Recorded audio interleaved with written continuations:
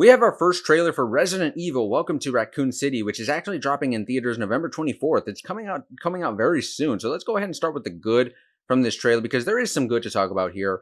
And let's start with the makeup and the practical effects on the zombies. Man, they look very rotten, very grotesque, very creepy, very menacing, especially in the lighting in a lot of these shots. It looks very scary. And the lighting sort of, I think, lends to the atmosphere that they've sort of built with this film. I really dig that in the fact that it looks like you're being transported into a Resident Evil game, which man, the set design on this film looks incredible. It looks remarkable. I mean, the mansion looks, hauntingly beautiful. The Raccoon City Police Department looks like someone just took a screenshot from the game and then just like brought it to real life. I mean, props to the set design and the makeup stations for this film. I mean, everything practical effects wise and set design wise, I have no complaints there. It's looking top notch, and I'm digging the Easter eggs too that we're seeing in this trailer for some of the more hardcore fans of Resident Evil.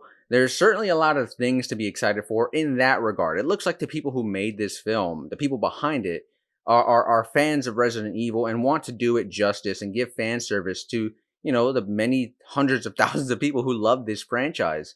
And in this sense, I want to say, while this actually this leads into a problem of mine, which is the sort of the cinematography look to it. I love the lighting on the zombies, and again, I love the set designs, but the cinematography sort of it looks a little bit too digital. I want to say, I don't know, that digital sort of feel to it, that crisp, futuristic sort of just clean picture HD. Just, it feels like maybe if you wanted to do Resident Evil movie, me personally, I would have loved for them to have shot it on film.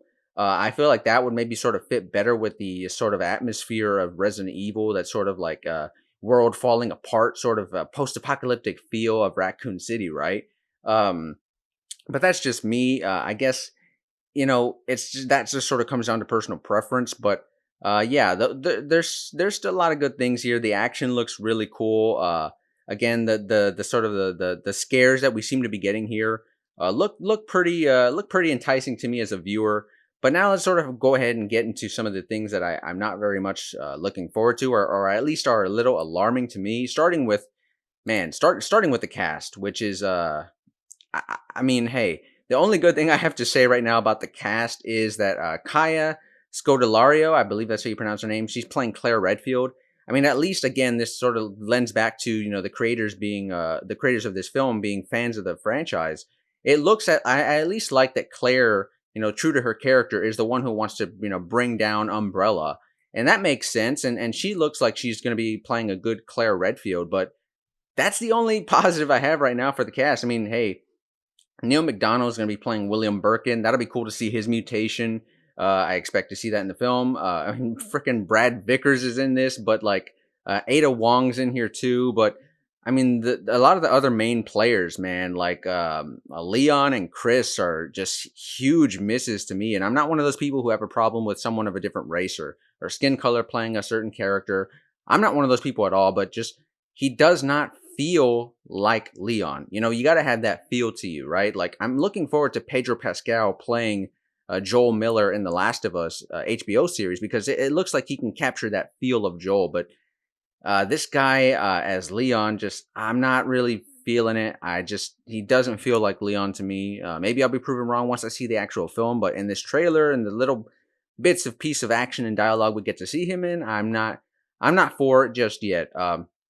Hannah John Kamen as Jill Valentine. I loved her in Ant-Man and the Wasp. She's a great actress. She's really good, but I don't know. I just don't really see her as Jill. And the biggest miss for me here is probably Robbie Amell as Chris Redfield. I mean, if you're going to get an Amell, why don't you just get his older brother, Stephen Amell? I mean, he looks more like Chris to me. I mean, heck, even Tom Hopper, who from the Netflix film, or the Netflix series, The Umbrella Academy, is Albert Wesker. He looks more like Chris Redfield. I mean, I can't explain the casting choices for this film, at least the majority of them. Again, I'm looking forward to seeing Claire, and it looks like there's just going to be Claire's story. So maybe, if we just get a whole lot more of her and a whole lot less of Leon and Chris, then maybe this will be a better film for it. We'll have to wait and see, I guess. But yeah, man, the cast is really what's holding this film down, and I gotta say, another bad thing that's at least right now. I mean, maybe they. Well, I don't even know because they're only a month away now. I don't know how much time they're gonna be able to fix a lot of the CGI animation in post. But I gotta say, the liquors. That up close shot looked kind of cool, but it looked more, even though it does look cool, this looks more like a cutscene from a Resident Evil movie or a Resident Evil game, right? Like it doesn't. It looks like a Resident Evil animation screenshot. The liquors do look, that one shot of the liquor on the floor, kind of crawling around. That was very creepy. That was the scary stuff we love to see in the Resident Evil franchise. Well, so um, hey, I'm still looking forward to this. I'm still going to check it out because I'm a big fan of Resident Evil, and I'm sure a lot of you watching this video are too. And I will say this, at the very least, I will take this where they at least seem to be trying their best, and at least they understand the franchise. Even though they're sort of mixing and mashing Resident Evil 1 and 2, I would still rather take this over those terrible, just god awful Paul W.S. Anderson Resident Evil movies. I mean, please don't let this man anywhere near this property again. But so yeah, those are my thoughts right now on the Resident Evil Welcome to Raccoon City trailer.